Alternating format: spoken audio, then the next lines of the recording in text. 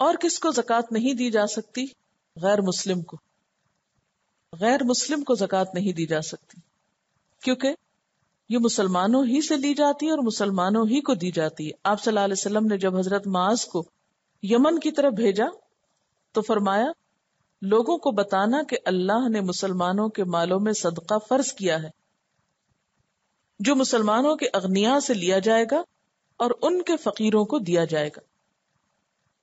اور تالیف قلب کے لیے جو زکوٰۃ نان مسلمز کو دی جاتی ہے اس میں انڈیویجولی نہیں آپ دیں گے، اس میں حکومت وقت جو ہے وہ ڈیسیژن لے گی کہ وہ کس علاقے کے کہاں کے لوگوں کو بیت المال سے پیسے بھجوا سکتے ہیں. ٹھیک ہے نا؟ یعنی وہ میں اور آپ اپنے کرسچن نوکروں کو نہیں دیں گے زکوٰۃ، کیونکہ اس چیز سے منع کیا گیا. ایک مسئلہ یہ بھی ہے کہ حضرت معاذ کو آپ نے جو حکم دیا تھا کہ ان کے امیروں سے لی جائے گی اور ان کے غریبوں کو لوٹائی جائے گی یا دی جائے گی، تو اس سے یہ حکم بھی نکلتا ہے کہ اسی شہر کے لوگوں میں ہی آپس میں تقسیم کر دی جائے گی.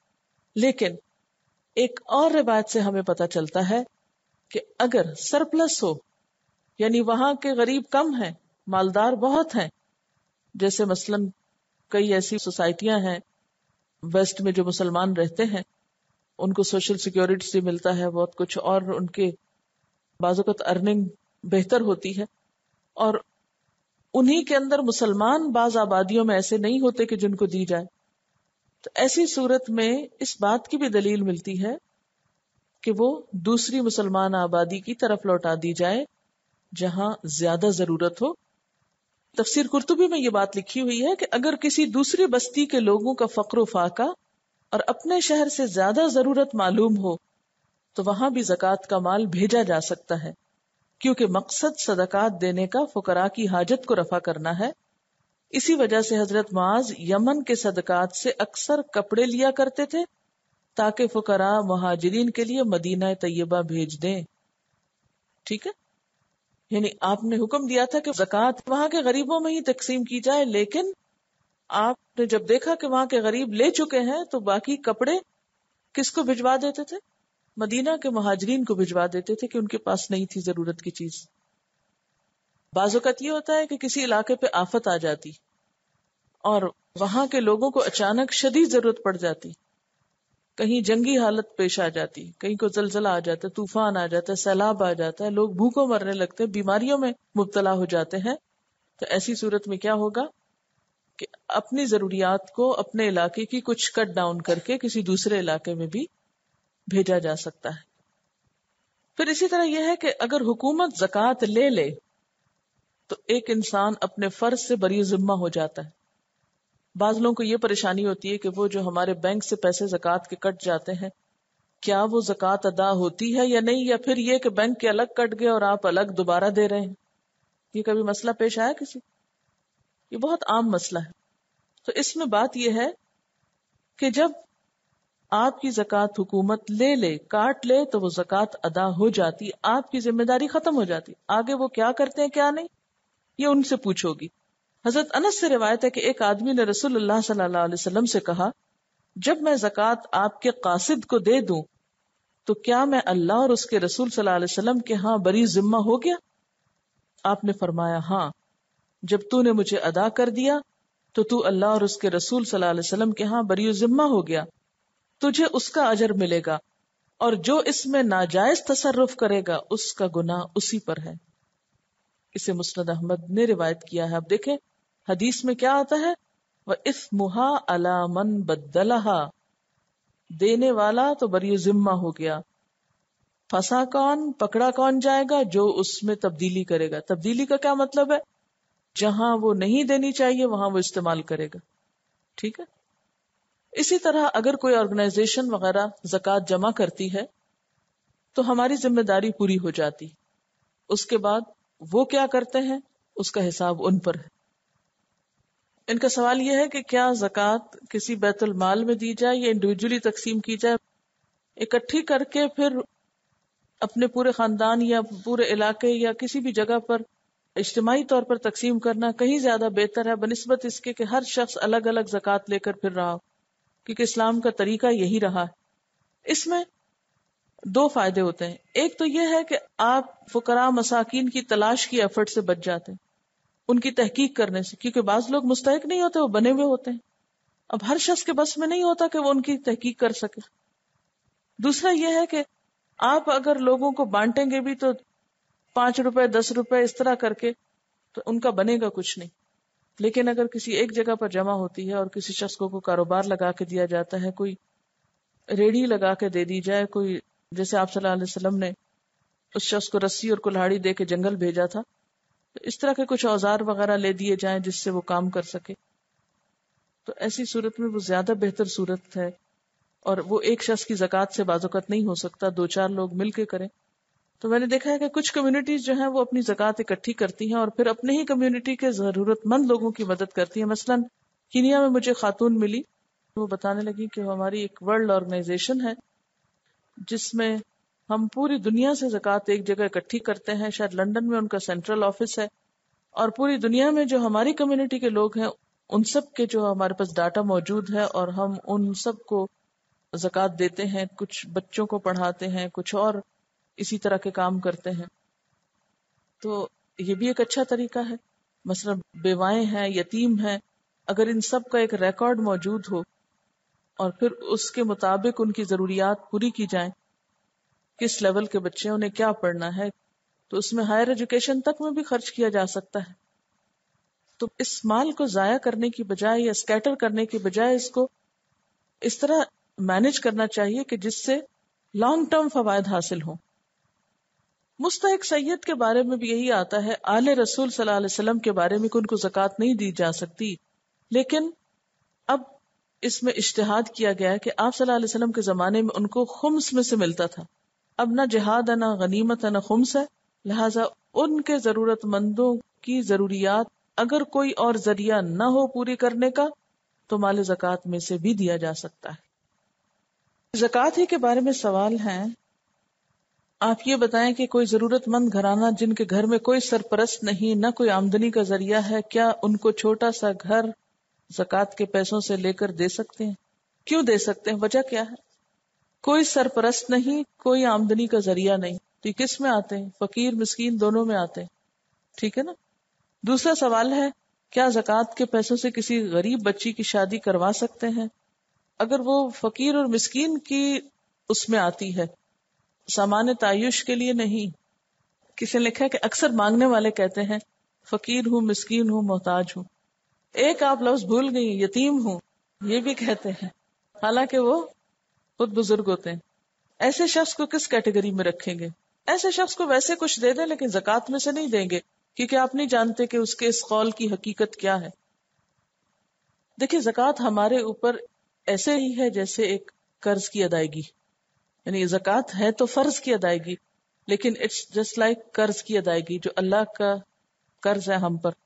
اگر آپ سے کسی نے کچھ ادھار لیا ہو اور وہ تھوڑا تھوڑا تھوڑا کر کے قرض واپس کرے تو آپ کو کیسا لگے گا؟ بالکل اسی طرح اللہ کا مال جب آپ پر واجب ہو جاتا ہے کہ بس دے ڈالیں تو پھر نکال دیں، اس کو اپنے مال کے اندر نہ چھوڑیں. کیوں؟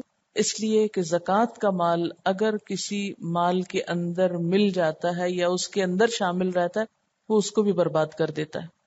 تو جب زکوٰۃ واجب ہو گئی، جتنی واجب ہوئی، آؤٹ، باہر. اب وہ آپ کا حق نہیں کہ آپ اپنے پاس رکھیں اس کو. ٹھیک ہے، اس لیے تھوڑا تھوڑا کر کے ایڈوانس تو دے دیں اگلے سال کی، لیکن پچھلی جو اس وقت آپ کے ذمہ ہے وہ آپ فوراً دے دیں. ایڈوانس دے دی جائے، پھر بھی اگر آپ جمع کر کے اکٹھے کسی کے کام لگائیں تو زیادہ بہتر ہے. توڑ توڑ کے ترسا ترسا کے دینا جو ہے، کیونکہ آئندہ سال کا بھی تو آپ کو نہیں پتا ہوتا نا کہ آپ کے پاس سب کچھ رہنے والا ہے یا نہیں. اصل میں یہ جو یتیم اور مسکین کی ڈٹرمنیشن ہے، اس کے لیے ہر شخص کی جو حیثیت ہے اس کو الگ طور پہ دیکھنا پڑے گا. کسی نے لکھا ہے کہ آیت 60 یعنی سورۃ توبہ کے اندر یوں لگتا ہے کہ بہت ساری چیزیں اکٹھی ہو گئی ہیں، اور آیت 60 جس میں زکوٰۃ کی تقسیم کی بات ہے، صرف ایک آیت بھی اگر اس سورت کی صحیح طور پر عمل کر لی جائے تو مسلمان معاشرے سے غربت ختم ہو جائے. زکوٰۃ کی تقسیم کا جو قانون ہے سب کو اس میں سمیٹ لیا گیا. وَمِنْهُمُ الَّذِينَ يُؤْذُونَ النَّبِيَّ، اور ان میں سے بعض لوگ ایسے ہیں جو نبی صلی اللہ علیہ وسلم کو اذیت دیتے ہیں، دکھ دیتے ہیں. وَيَقُولُونَ اور وہ کہتے ہیں، هُوَ اذن وہ کان ہے، یعنی کانوں کا کچا ہے. قل کہہ دیجئے، اذن خیر لکم کان بہتر ہے تمہارے لیے. یؤمن باللہ ویؤمن للمؤمنین وہ ایمان رکھتا ہے اللہ پر اور اعتماد کرتا ہے مومنوں پر. وَرَحْمَةٌ لِّلَّذِينَ آمَنُوا مِنْكُمْ اور رحمت ہے، شفقت و محبت سے بھرپور ہے ان لوگوں کے لیے جو تم میں سے ایمان لائے. وَالَّذِينَ يُؤْذُونَ رَسُولَ اللَّهِ اور وہ لوگ جو رسول اللہ کو دکھ دیتے ہیں، لَهُمْ عَذَابٌ أَلِيمٌ ان کے لیے دردناک عذاب ہے. یہاں منافقین کا دوبارہ ذکر کیا گیا ہے.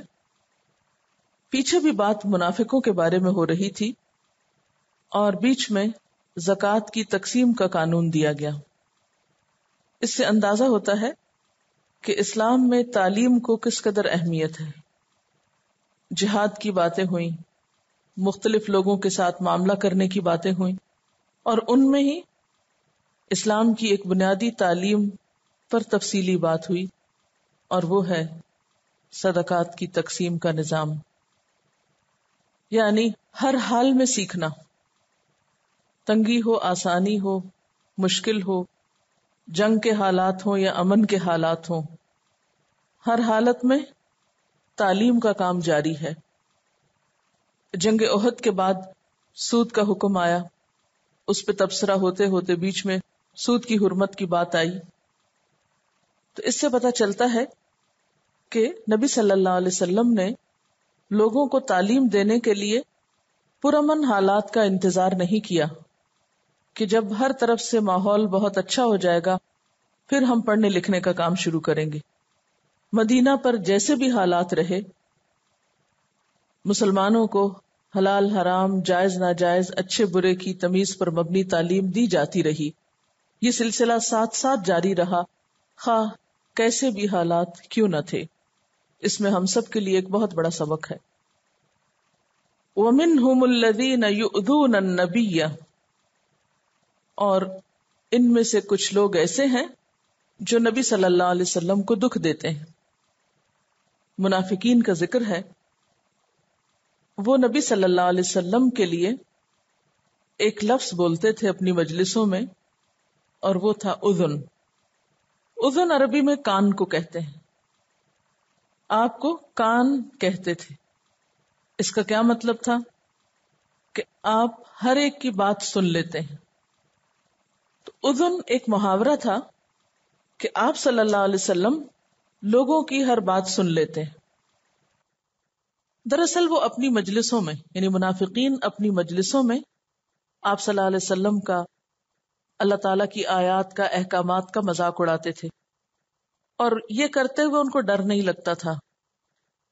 یعنی دل کھول کے وہ اپنی مجلسوں میں اسلام کے خلاف باتیں بناتے، اور اپنے آپ کو کیا تسلی دیتے کہ یا تو ان باتوں کا آپ کو پتہ چل جائے گا یا نہیں چلے گا. اگر نہیں چلا تو کوئی مشکل ہی نہیں، ہم سب تو آپس میں ایک جیسے ہی ہیں. اور اگر پتہ چل گیا تو ہم عذر تلاش لیں گے، بہانہ کر لیں گے، اور آپ تو ہر ایک کے بہانے سن لیتے ہیں، اس لیے ہمیں فکر کی ضرورت نہیں. آپ ہماری بات بھی مان لیں گے کیونکہ آپ کی تو سب کی سن لیتے ہیں، سب کی مان جاتے ہیں. اور نبی صلی اللہ علیہ وسلم سب کی بات کیوں سن لیتے تھے، سب کی کیوں مان لیتے تھے؟ کیونکہ آپ خلق عظیم پر فائز تھے، بلند ترین اخلاق کے مالک تھے. آپ تمام انسانوں کی ہدایت کے لیے آئے تھے. اور یہ لوگ، یعنی یہ منافق، جانتے نہیں تھے کہ آپ کے خلاف باتیں کر کے، آپ کو اذیتیں دے کر یہ اپنا کتنا بڑا نقصان کر رہے ہیں. کیونکہ یہ ناسمجھ لوگ تھے، اس لیے اس طرح کی تعویل نے ان کو مطمئن کر دیا تھا. لیکن اس آیت کے اگلے ہی حصے میں اللہ تعالیٰ نبی صلی اللہ علیہ وسلم کے بارے میں کیا فرماتے ہیں کہ کل اذن خیر لکم، آپ کا ایسا ہونا تمہارے ہی حق میں بہتر ہے، ورنہ آپ حقیقت پہچانتے ہیں، آپ انتہائی سمجھدار انسان ہیں. اور اس کی دلیل کیا ہے کہ آپ سمجھدار ہیں؟ یؤمن باللہ و یؤمن للمؤمنین، وہ اللہ پر ایمان رکھتے ہیں اور مومنوں پر اعتماد کرتے ہیں. کیا مطلب ہے اس کا؟ یعنی تمہارے اس مذاق اور اس بےہودہ کلامی کی وجہ سے وہ پریشان نہیں ہوتے، کیونکہ ان کا اعتماد اللہ کی ذات پر ہے. اور دوسرا یہ کہ وہ مومنوں پر اعتماد کرتے ہیں، بات صرف اسی کی مانتے ہیں، اسی کی سنتے ہیں، اسی پر یقین کرتے ہیں جو حقیقت میں ایمان والا ہوتا ہے. منافقوں کی سن تو لیتے ہیں، ان پر اعتماد نہیں کرتے، صرف مومنوں پر اعتماد کرتے ہیں. اس لیے تمہارا یہ خیال کہ وہ ہر ایک کی سن لیتے ہیں اور ہماری بات بھی سن کے مان جائیں گے، تو یہ تمہاری غلط فہمی ہے. وہ وقتی طور پر خاموشی اختیار کرتے ہیں اپنے اخلاق کریمہ کی وجہ سے. کیا آیا سمجھ؟ پہلا سوال ہے میرا، منافقین حضور صلی اللہ علیہ وسلم کے لیے یہ لفظ کیوں استعمال کرتے تھے؟ کیوں کہتے تھے ہوا اذن؟ اس کی کیا وجہ تھی؟ اندر سے ہلکا سا ڈر آتا تھا نا جب ان کو، کہ کہیں آپ کو پتہ نہ چل جائے. اور پھر اپنے آپ کو کیا تسلی دیتے؟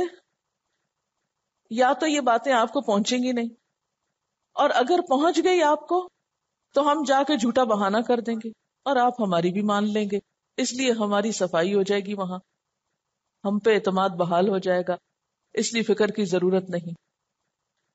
یعنی آپ کی نرمی سے وہ ناجائز فائدہ اٹھا رہے تھے، آپ کی نرم مزاجی سے ناجائز فائدہ اٹھا کر وہ گمراہی میں اور آگے بڑھتے چلے جا رہے تھے، اور یہ دراصل انہی کی حماقت تھی. وہ خوش فہمی میں مبتلا تھے کہ آپ صلی اللہ علیہ وسلم تک اگر بات پہنچی اور ہم نے جا کر جھوٹ موٹ بہانہ کر دیا تو آپ نے مان جانا ہے اور ہمارا کچھ نہیں بگڑنا. لیکن حقیقت میں آپ ایسے نہیں تھے کہ کانوں کے کچے ہوں. آپ کی جس صفت کی وجہ سے انہیں یہ غلط فہمی ہوئی تھی وہ دراصل کیا تھی؟ آپ کی بلند اخلاقی، عظمت، تحمل، حلم، بردباری، اعراض، برداشت. اور پھر کل اذن خیر لکم، اگر وہ تمہاری باتیں نہ سنے تو تم مصیبت میں پڑ جاؤ، یہ تمہارے ہی حق میں بہتر ہے. لیکن یاد رکھو وہ یہ سب کچھ اس لیے سن لیتے ہیں کہ ان کا اعتماد اللہ پر ہے،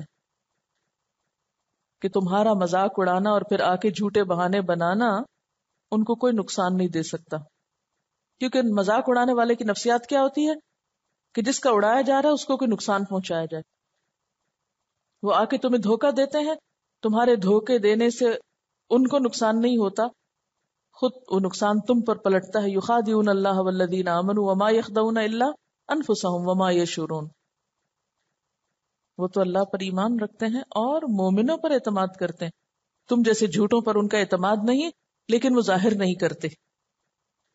لیکن سوچنے کی بات ہے کہ آپ صلی اللہ علیہ وسلم اپنے صحابہ سے کیا سننا چاہتے تھے؟ کس چیز کے سننے کی توقع رکھتے تھے؟ کسی اچھی خبر کی. اور ہر شخص کیا چاہتا ہے کہ اس کو آ کر کیا بتایا جائے؟ آپ اپنے بارے میں سوچئے کہ آپ کیا چاہتے ہیں کہ آپ کے کان کیسی خبریں سنا کریں. اچھی خبریں، خیر کی خبر، خوشی کی خبر، نیکی اور بھلائی کی خبر.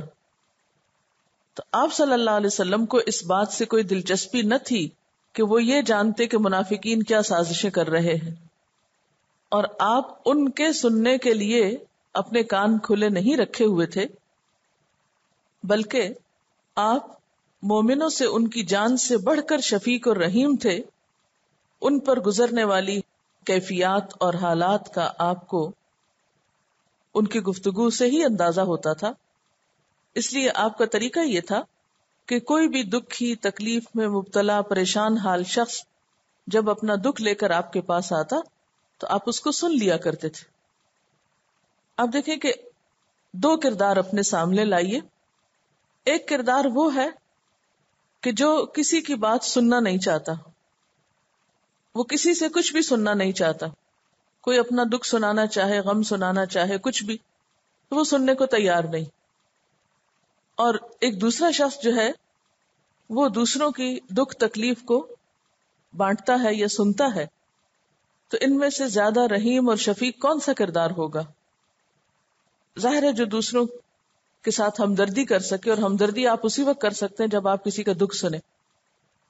تو اسی سینس میں کہا گیا ہے کہ کل اذن خیر لکم، آپ صحابہ کی بات سن لیتے ہیں تو یہ کوئی غلط بات نہیں، یہ تمہارے ہی حق میں بہتر ہے. اگر اللہ کے رسول صلی اللہ علیہ وسلم اس طرح کی شخصیت کے حامل ہوتے کہ کوئی انہیں اپروچ نہ کر سکتا، کوئی ان کو اپنی کوئی بات نہ بتا سکتا، کوئی ان تک کوئی مسئلہ نہ پہنچا سکتا، لوگ آپ سے خوف زدہ رہتے، لوگ آپ سے دور رہتے، تو کیا آپ لوگوں کی اصلاح اور تربیت کا کام کر سکتے تھے؟ نہیں کر سکتے تھے. ٹھیک ہے، بسا اوقات یہ چیز بہت تکلیف دہ ہوتی ہے کہ مختلف طرح کی باتیں انسان کو پریشان کرتی ہیں، کیونکہ عموماً لوگوں کی باتوں میں بھلائی کی بات کم ہی ہوتی ہے اور دکھوں اور تکلیفوں کی باتیں زیادہ ہوتی ہیں. اور پھر ایک ایسا شخص جو سچے دل سے لوگوں کا خیرخواہ اور ہمدرد ہو، تو ہر شخص اپنا غم اس پہ ڈال کے خود کو اس غم سے نجات دلانا چاہتا ہے. تو ایسے میں پھر ایک داعی کی زندگی خاصی مزریبل بھی ہو جاتی ہے. لیکن وہ یہ دکھ کیوں اٹھاتا ہے؟ لوگوں کی تلخ تند ناخوشگوار باتیں سن کر کہ اسے نمبر 1 ان کی اصلاح کرنی ہے اور نمبر 2 ان کا غم بانٹنا ہے. فرمایا یؤمن باللہ، وہ اللہ پر ایمان رکھتا ہے. یہ کیوں کہا گیا اس موقع پر؟ یعنی لوگوں کی باتیں سن کر وہ اللہ پر بھروسہ کرتا ہے، اللہ پر توکل کرتا ہے. وَيُؤْمِنُ لِلْمُؤْمِنِينَ، اور مومنوں کے لیے ایمان رکھتا ہے، یعنی اعتماد رکھتا ہے. یؤمن کے بعد ایک دفعہ بے آیا ہے اور ایک دفعہ لے آیا ہے، تو اس طرح ایمان کے دونوں معنی فرق ہو گئے. یؤمن باللہ، اللہ پر ایمان لانا، اور اس ایمان میں پھر اس پر اعتماد بھی شامل ہے. اور یؤمن للمؤمنین، مومنوں پر ایمان لانا مراد نہیں ہے، یہاں مومنوں پر اعتماد کرنا مراد ہے. یعنی ایمان کے ساتھ جب صلہ لام آتا ہے تو اعتماد کا معنی ہو جاتا ہے. پھر وہ عام ایمان کے معنوں میں نہیں ہوتا جیسے یؤمنوں کا ہم ترجمہ ایمان لانا کرتے ہیں.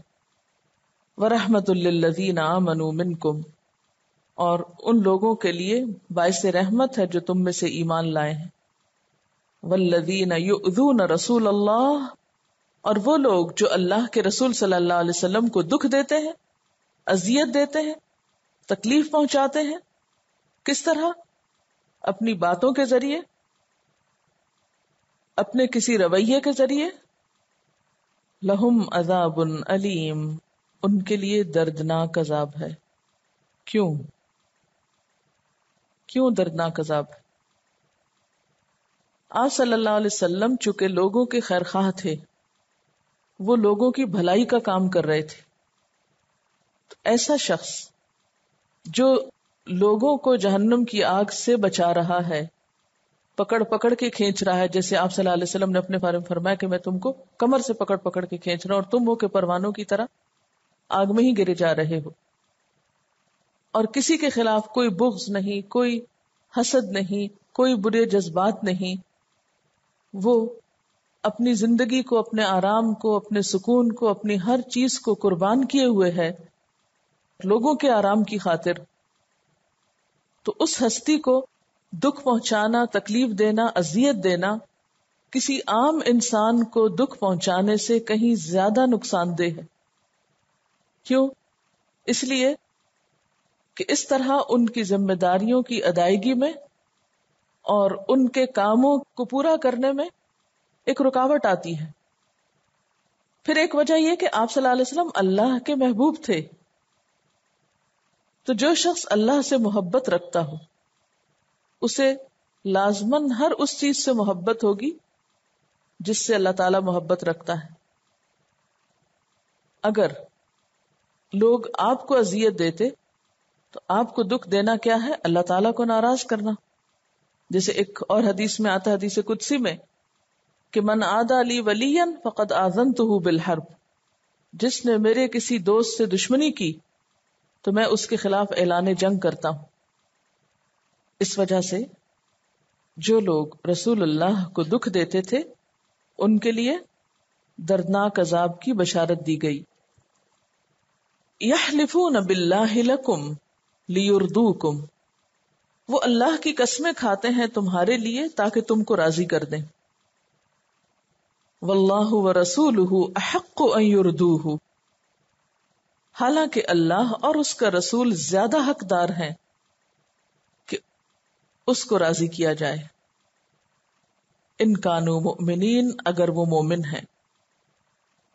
یہ منافقین جب اپنی خاص مجلسوں میں بیٹھ کر اسلام کو اور اسلام والوں کا مذاق اڑاتے تھے تو ظاہر ہے کہ ایسا جرم کرنے پر ان کے اندر ایک خاص قسم کی گلٹ ہوتی ہوگی. تو اپنی اس گلٹ کو مٹانے کے لیے، اور پھر جیسا کہ پہلے بھی میں نے عرض کیا کہ یہ باتیں آپ صلی اللہ علیہ وسلم تک اور صحابہ تک کسی نہ کسی طرح پہنچ ہی جاتی، انہی کے اندر سے کوئی نہ کوئی شخص آ کے بتا بھی دیتا. تو ایسی صورت میں ان کو جب یہ فکر پڑتی کہ ہمارا راز کھل گیا تو اس وجہ سے بھی وہ آپ کے پاس آ کر، صحابہ کے پاس آ کر قسمیں کھا کر یقین دلاتے کہ ہم تمہارے بڑے خیر خواہ ہیں. ایک اور وجہ یہ بھی تھی کہ مسلمان مدینہ میں آ کر ایک مضبوط قوم کی حیثیت سے ابھرے تھے. منافقین کم تھے، تعداد میں بھی کم تھے اور اپنی ایمانی حیثیت کے اعتبار سے بھی کمزور تھے. لہذا ان کا فائدہ اسی میں تھا کہ مسلمانوں کو خود سے راضی رکھیں. مسلمانوں کو ناراض کرنے میں ان کا نقصان تھا، اس لیے وہ اپنی مجلسوں میں آپ کے خلاف بھڑاس بھی نکالتے اور پھر آپ کی مجلس میں آ کر قسمیں بھی کھاتے کہ ہم آپ کے ساتھ ہیں. فرمایا واللہ ورسولہ احق ان یردو، حالانکہ اللہ اور اس کا رسول زیادہ حقدار ہیں کہ ان کو راضی کیا جائے. آپ دیکھیں کہ منافق کی دینداری انسانوں کے ڈر سے ہوتی ہے. وہ کس وقت دیندار بنتا ہے؟ جب وہ دین والوں کو دیکھتا ہے. اور کہاں اس کا دین ٹھکانے لگ جاتا ہے؟ جب وہ بے دین لوگوں کے بیچ میں ہوتا ہے. وہ اپنوں میں انہی جیسا اور مسلمانوں کے بیچ میں مسلمانوں جیسا. اس کے بارے میں پیچھے آپ پہلے پارے میں پڑھ چکے ہیں. کیا وَإِذَا خَلَوْا إِلَىٰ شَيَاطِينِهِمْ قَالُوا إِنَّا مَعَكُمْ إِنَّمَا نَحْنُ مُسْتَهْزِئُونَ. تو وہ اپنی مجلسوں میں بیٹھ کر مسلمانوں کا دین کا مذاق اڑاتے اور ان کے سامنے آ کے جھوٹی قسمیں کھاتے. ان کی دینداری اللہ کے ڈر یا تقوی پر مبنی نہ تھی، بلکہ اس کے برعکس لوگوں کے ڈر پر مبنی تھی. تو منافق لوگ صرف انسانوں کے دباؤ یا انسانوں کے انفلوئنس کی وجہ سے اچھے بنتے ہیں، حالانکہ اللہ کا ڈر ہی وہ چیز ہے جو انسان کو صحیح راستے پر قائم رکھ سکتا ہے. تو جو لوگ مصلحتوں میں مبتلا ہوتے ہیں اور اپنے دنیاوی مفادات دیکھ رہے ہوتے ہیں، ان کو پھر ہر چیز اپنے مفادات کے تابع کرنی پڑتی. وہ پھر سچائی کے تابع نہیں ہو سکتے. فرمایا کہ ان کا ایمان ان سے یہ تقاضا کرتا ہے کیا کہ یہ اللہ کو راضی کر لیں بندوں کو راضی کرنے کی بجائے. بندوں کے سامنے جھوٹی قسمیں کھانے کی بجائے ایسا طریقہ اختیار کریں کہ اللہ ان سے راضی ہو جائے. الم یعلموا، کیا وہ جانتے نہیں ہیں؟ کیا بات نہیں جانتے؟ انہو، کہ بے شک وہ، من یحادد اللہ ورسولہ، جو بھی کوئی مخالفت کرتا ہے اللہ اور اس کے رسول کی، فَأَنَّ لَهُ نَارَ جَهَنَّمَ، تو اس کے لیے جہنم کی آگ ہے. یحادد کا لفظ جو ہے ہے دال دال سے ہے حد. حد کس کو کہتے ہیں؟ ہر چیز کی انتہا، تیزی. اور محادہ ہوتا ہے کسی کے مقابل میں دشمن بن کے اٹھنا، اور دشمن بھی حد کر دیتا ہے نا، حدوں کو چھو لیتا ہے یا کراس کر جاتا ہے. فرمایا کہ جو کوئی اللہ اور اس کے رسول کی مخالفت کرے گا، ان کے مقابلے میں دشمن بن کے اٹھے گا، اپنی لمٹس کراس کرے گا، حدیں توڑے گا، تو اس کا انجام کیا ہوگا؟ اس کے لیے تو پھر جہنم کی آگ ہی کافی ہے، خالدن فیہا، جس میں وہ ہمیشہ رہے گا. ذالک الخزی العظیم، یہ بہت بڑی رسوائی ہے، یہ بہت بڑی ذلت کی بات ہے. وآخر دعوانا ان الحمد للہ رب العالمین. سبحانک اللہم وبحمدک، نشہد ان لا الہ الا انت، نستغفرک ونتوب الیک. السلام علیکم ورحمۃ اللہ وبرکاتہ.